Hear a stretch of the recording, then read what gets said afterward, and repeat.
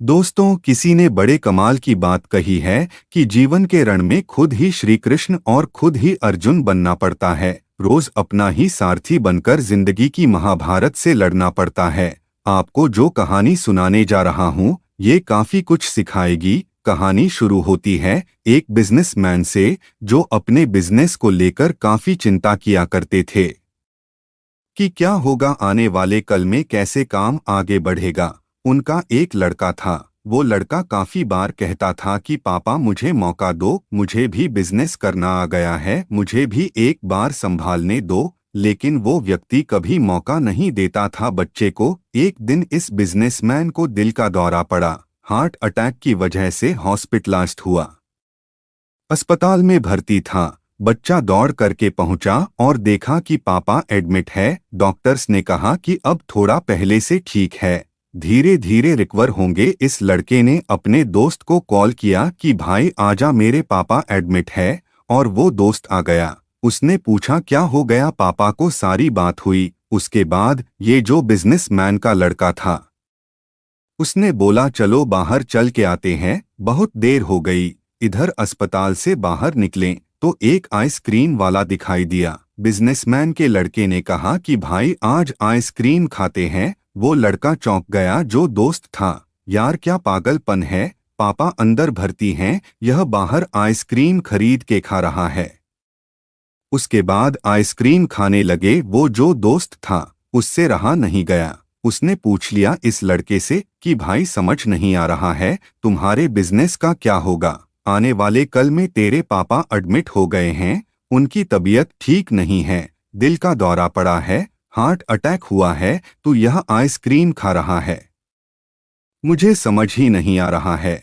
उसने जो बात कही वह ध्यान से सुनो। उसने कहा कि मुझे मालूम है, ये सोच रहा हूँ कि मेरे पापा एडमिट है। मैं भगवान श्री कृष्ण का बहुत बड़ा भक्त हूँ और उनकी दो बातें हमेशा जिंदगी में याद रखता हूँ। पहली बात जो हम सबको मालूम है कि काम करना है, फल की चिंता नहीं करनी है। तो जो होगा देखा जाएगा। अपने काम पर फोकस करूंगा, बिजनेस भी अच्छा चलेगा। दूसरी बात, मैं तुम्हें एक कहानी सुनाता हूँ, समझ में आ जाएगी। भगवान श्री कृष्ण की जो पत्नी थी माँ रुक्मणी, इनका विवाह हुआ तो जो बड़ा बेटा हुआ उसका नाम प्रद्युम्न था। और प्रद्युम्न के जन्म के 10 दिन बाद ही प्रद्युम्न का अपहरण हो गया। छोटे बच्चे का अपहरण होने से रुक्मणी नाराज रहने लगी, उदास रहने लगी। क्या हो गया है। भगवान श्री कृष्ण कहते थे कि चिंता मत करो, प्रद्युम्न ठीक होगा, जहाँ भी होगा तुम स्वस्थ रहा करो, मस्त रहा करो। लेकिन इसी चिंता में रुक्मणी जी के सालों साल बीतते गए। 18 साल के बाद में प्रद्युम्न की वापसी हुई और जब प्रद्युम्न द्वारका वापस आए तो उनके साथ में उनकी पत्नी मायावती थी। समस्या ये थी कि जो मायावती थी उसकी उम्र 20 साल ज्यादा थी। प्रद्युम्न से माँ रुक्मणी पहले तो खुश हुई कि बच्चा आ गया, फिर दुखी हुई कि इतनी बड़ी लड़की से शादी करके आ गया। माँ रुक्मणी भगवान श्री कृष्ण के पास गई और कहने लगी कि क्या हो गया है। भगवान श्री कृष्ण ने कहा कि जो हो गया है उसको स्वीकार कर लो, चिंता मत करो। लेकिन माँ रुक्मणी कह रही थी बड़ी लड़की से शादी कर ली, यहीं मिली थी, वो उसे स्वीकार नहीं कर पा रही थीं, उदास हुए जा रही थीं, दुखी हुए जा रही थीं।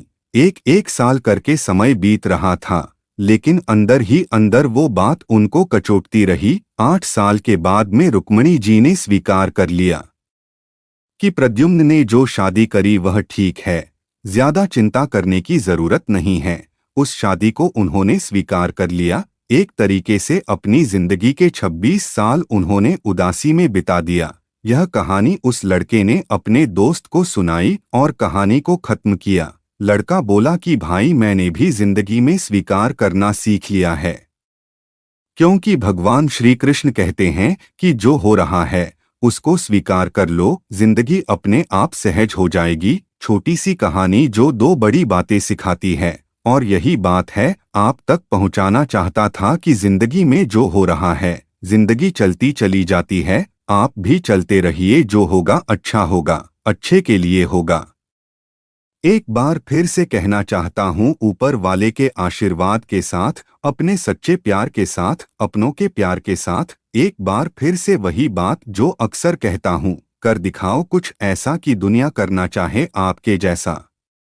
दोस्तों, आज के इस आर्टिकल में सिर्फ इतना ही। दोस्तों, हम आपसे फिर मिलेंगे ऐसे ही इंटरेस्टिंग आर्टिकल के साथ। आप जहां भी रहिए खुश रहिए, खुशियां बांटते रहिए। और चैनल को सब्सक्राइब नहीं किया है तो चैनल को सब्सक्राइब कर लीजिए। आपका बहुमूल्य समय हमें देने के लिए दिल से धन्यवाद। जय हिंद, जय भारत। आपको मेरा नमस्कार।